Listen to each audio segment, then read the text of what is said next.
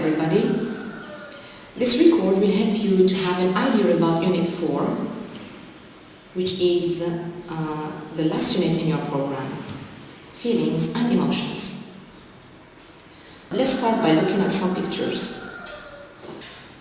When we look at these pictures, we immediately understand that they are full of love, affection, tenderness, and gratitude.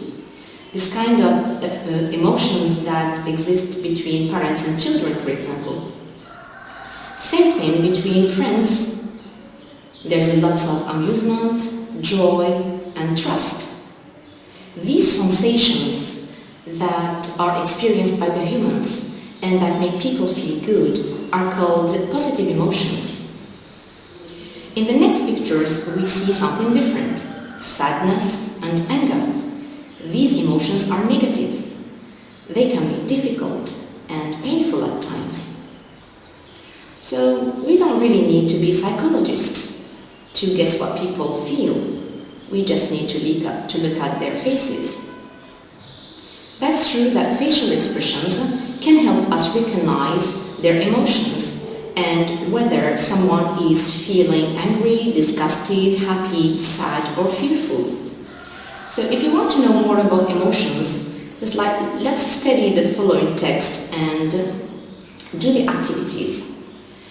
Before we start studying the text, I advise you to stop this record and download the text, study it, do all the activities, and then come back to take the correction with me.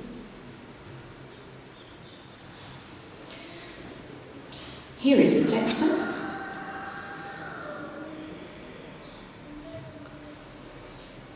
Let's start with the first activity. Choose the most suitable title to this text. So is it A, positive emotions and their effects? B, the impact of feelings on human behavior? C, the good effect of humor? So if we look at the first title, positive emotions and their effects, this cannot be a good title since the text speaks also about negative emotions, not only about positive ones. Concerning C, the good effect of humor is mentioned in the text but only in one paragraph, so this cannot be a suitable title for the text. So the correct answer is B, the impact of feelings on human behavior. That is to say, the effect of these feelings on our comportment. Let's move to the second activity. Say whether the following statements are true or false according to the text. So you read carefully the sentences and decide whether the sentences are true or false. Let's correct them. For the first sentence, love encourages people to fight against each other. This is not true because according to the second paragraph, love encourages people to fight the largest challenges and not against each other. B, hatred prevents us from discovering our unapparent abilities. This is true because in paragraph 3, it is said that people who fall victims of hatred cannot explore their positive sides of the personality or do not benefit the community with their hidden talents. The next one. The feeling of fear can provoke danger in our life. This is false because in paragraph 4, it is mentioned that fear can prove a good stimulus for giving us energy to face dangers and not provoking dangers. The last one. Humor prevents us from being happy in life. This is false because according to the last paragraph in the text, it says that humor brings joy and amusement to our existence. Activity 3 is about answering questions. How many emotions are described in the text? Which negative emotions are mentioned in the text? How does mercy manifest itself in our behavior? Which emotion has a double effect? How do experts justify their positive emotions about humor?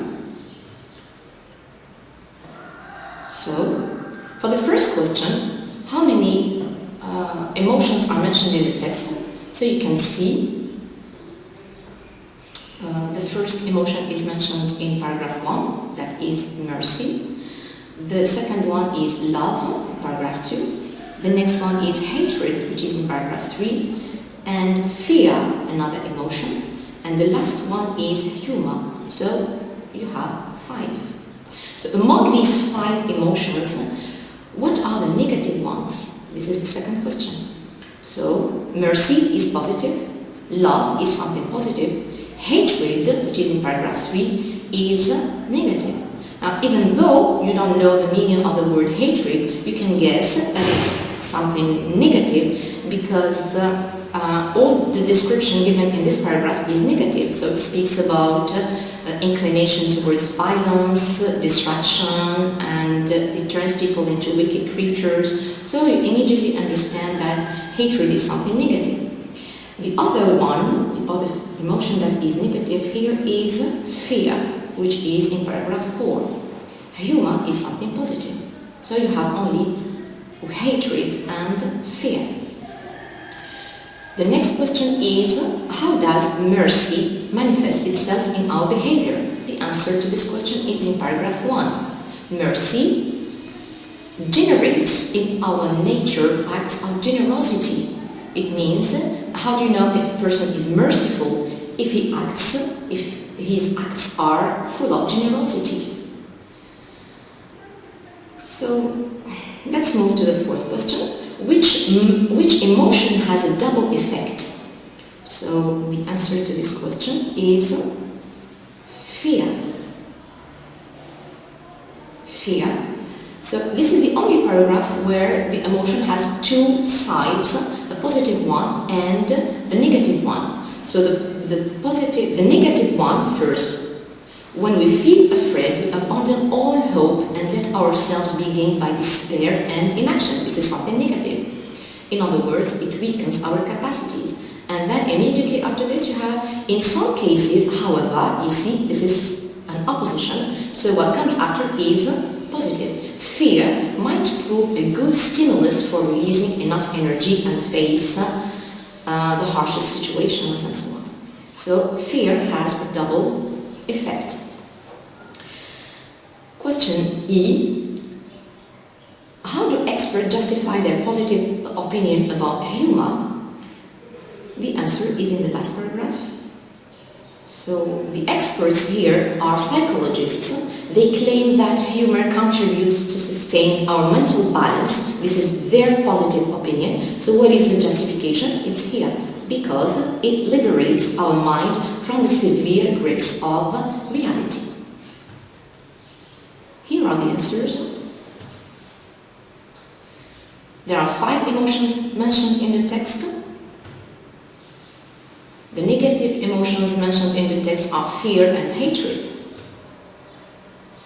Mercy manifests in our behavior by generating in our nature acts of generosity.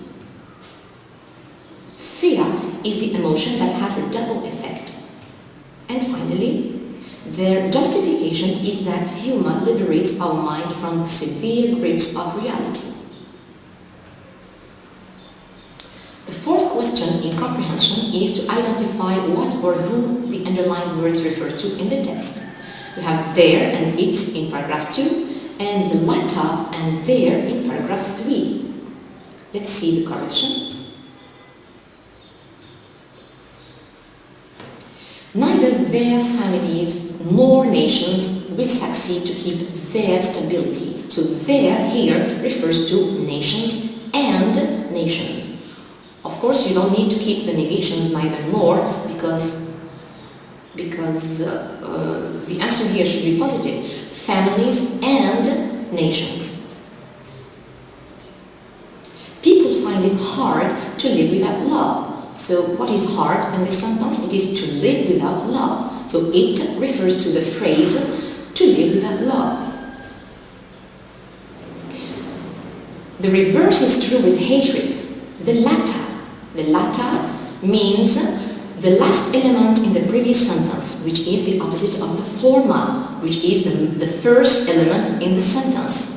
So what is the last element in the previous sentence? Hatred. There, in this sentence, refers to the subject, the first subject of the sentence, the people who fall victims of hatred. So, if you answer the people, of course, it might not be sufficient, because we need to specify who are these people. They are not all people, but especially the people who fall victims of hatred. So we have finished with comprehension. Let's start text exploration. The first task is about lexemes. Find in the text the words that are closest in meaning to the following words. So when they say closest in meaning, you understand immediately that we are talking about synonyms. Tendency in paragraph 3, give up in paragraph 4, hopelessness in paragraph 4. And then another part of this activity, find in the text the words that are opposite in meaning to selfishness in paragraph 1 and love in paragraph 3. Let's correct it. So the meaning of helplessness is despair. So one technique to have a correct answer in this activity is to pay attention to the category of the word given. Is it a noun? Is it an adverb? Is it an adjective? And then you look for the same category for each of them. So as I said, hopelessness is the meaning of despair in paragraph 3. Tendency, to tend to do something, is an inclination. When you tend to do something, it means you are inclined to it. Give up, to give up is a verb, so to abandon is the meaning. Opposite words. What's the opposite of selfishness? It is generosity. Because selfishness means egoism. Love is opposed to hatred as a noun. Task 2 is about vocabulary. So part A is about word classification and categorization. Let's read. Consider the following list of words and classify them according to the meaning they convey as being positive or negative. Then complete the table below. So the words are funny, stress, depressed, tragedy, humor, happy, hatred, worried, love, comedy, optimism, joy, pessimism, fear, mercy, and self-centeredness.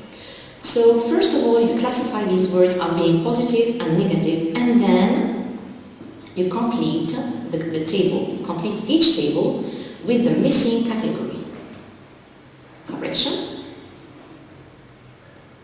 The positive words in this list are funny, which is an adjective. The noun is fun. Humor is given as a noun. Its adjective is humorous. Love is a noun. Lovely, its adjective. Comedy is given as a noun. Comic is the adjective. The noun optimism has optimistic as adjective. Happy is an adjective. Happiness is its noun. Joy as a noun. Joyful for the adjective. Mercy as a noun. Merciful is the adjective. Concerning the negative words, you have the adjective depressed, whose noun is depression. Stress as a noun. Stressful or stressed as an adjective. Self-centeredness is the noun. Self-centered is its adjective.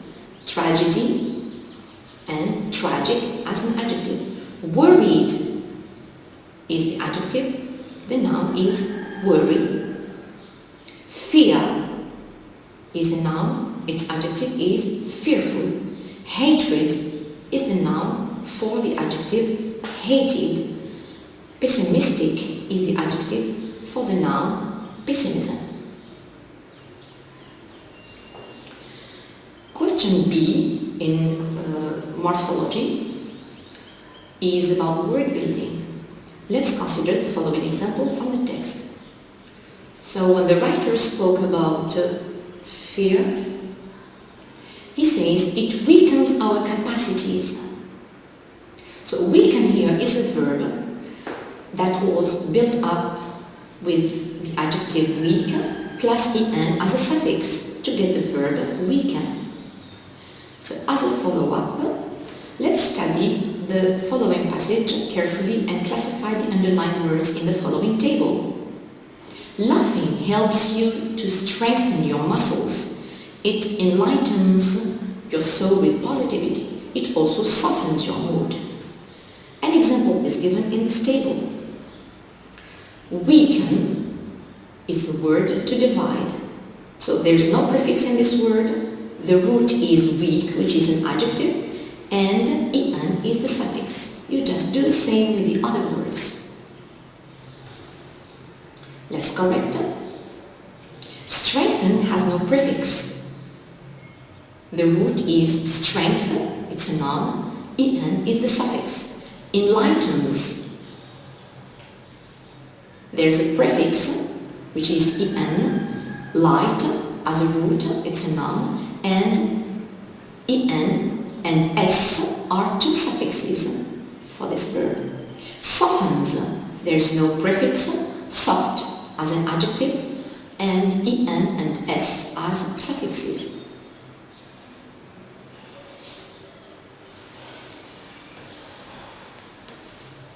Activity C. Form the verbs of the following adjectives by adding en, then fill in the blanks with the right verbs.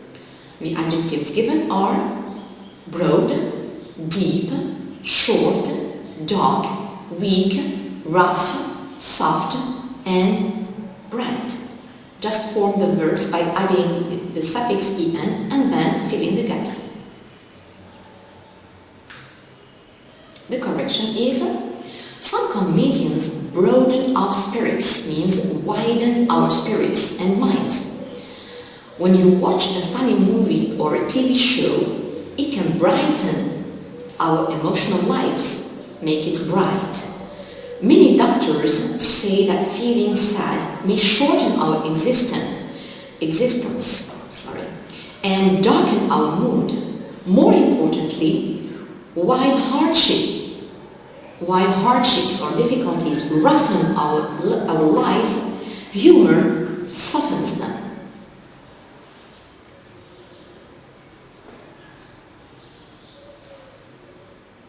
Task 3 is about grammar. Rewrite the second sentences so that they mean the same as the first ones. Here are the sentences. So some of them are transformations from direct to indirect speech. Some others are expressing obligation and advice, so it's a revision for you. Let's correct them. The first sentence is given in the indirect speech, so you have to turn it into the direct one. Psychologists say, put a comma, and open the inverted commas, humor contributes to sustain our mental balance. You can notice that the verb doesn't change. It is kept in the present simple. Why? Because simply say here, the introductory verb is in the present, so you don't need to change the tenses of the verbs. Sentence 2. Sentence 2 is in the direct speech, so you need to turn it into the reported one. They said that neither families nor nations would succeed to keep their stability without love. You notice that there is a change in the verb from future simple to conditional present. Why? Because simply the introductory verb is in the past, said. So from future simple to conditional present. Would plus stem. Sentence 3. You ought to be more careful when you choose a friend. So this sentence expresses advice with ought to. When you transform it, you can use anything else that expresses the same function. Had better or should be more careful when you choose a friend. Sentence 4. How do we make friends? He wanted to know. So this is a question in a direct speech. When you turn it into the indirect speech, you say he wanted to know how we made friends. As you can see, we keep how as an interrogative pronoun, then it should be followed by the subject, and then the verb that is conjugated in the past simple. Why the past simple? Because our sentence is in the present. Do, make. So in reported speech, in transformations from direct to indirect speech, all the present tenses become past, and all the past tenses remain past. Next sentence. Everyone is obliged to respect others' feelings. The sentence expresses obligation, and the models that can serve this function are has to or must. Say, everyone has to respect or must respect others' feelings. Hurting someone isn't allowed. So this sentence expresses prohibition, something that is not allowed, it is not permitted. We mustn't hurt anyone. So you can see that we have used the model mustn't to express obligation, and someone becomes anyone because our sentence is negative and the negation precedes the word anyone. It is advisable to see a psychologist whenever you feel sad or lonely. It is advisable expresses advice. So you had better or ought to or should see a psychologist whenever you feel sad and lonely. This is everything for grammar. Task 4 is about sound system. Underline the silent letter in each of the following words. Let's correct.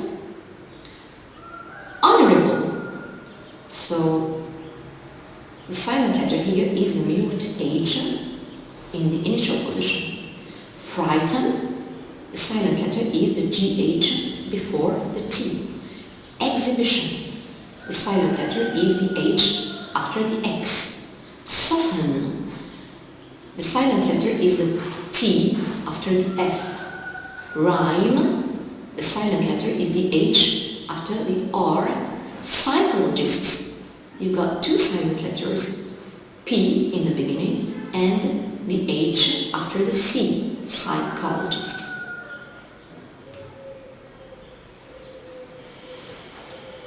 Ordering sentences so as to get a coherent paragraph.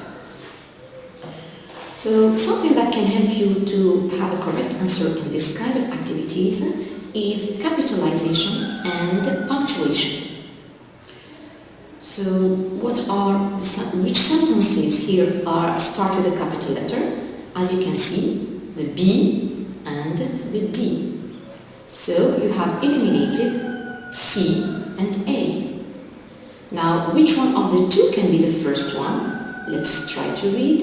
Here we have to resort to meaning. The great majority of them would rather let all of it out. So as you can see, there is a proform or reference word, so we don't know who are they, so this sentence cannot be the first. Necessarily, it is D. Few Americans consider it bad to show anger in public.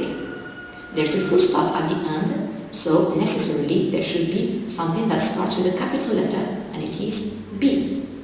The great majority of them would rather let all of it out. There is no capital letter, the sentence is continuing. So this can be A or it can be C. Again, you have to resort to meaning. Let's try with A and say what they feel, then bottle it up inside. Let's see all the sentences together. The great majority of them would rather let all of it out and say what they feel, then bottle it up inside. So rather than go together. This sounds good. So the answer is D, B, A, and C. Part 2 written expression. So in back exams, you are asked to choose one of the following topics, but I advise you to do the two topics at home. Topic 1. It is said that men and women do not express their feelings and emotions in the same way in both happy and sad occasions. So you will have to write a newspaper article of about 80 to 100 words in which you compare between them. Use the following notes.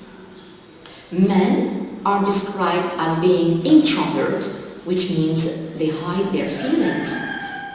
They have self-control. They don't panic whenever there is a sad event or an accident or a disaster. And this helps them to have the possibility to protect their family members and show more concern and even offer help to the people around them. In the contrary, women are described as being extrovert. This means that they show their feelings easily. They are not ashamed to cry. They express their sadness in public. They lose self-control when there is a disaster. And they are not ashamed to kiss each other and also to hug. Okay, so you start by writing an introduction that should be stated from the topic itself, and then you can write two paragraphs, one for the description of men and the other one for the description of women. Don't forget to use connectors, link words that express addition, because you will need to add IDs, similar IDs to others. Also express opposition since you are comparing, and don't forget to finish your work with an introduction, a conclusion, sorry. Topic 2. This one is a free topic. Parents are responsible for teaching their children ethics. Write a speech of about 80 to 100 words in which you explain how important this is to make them contribute to build an orderly and peaceful society.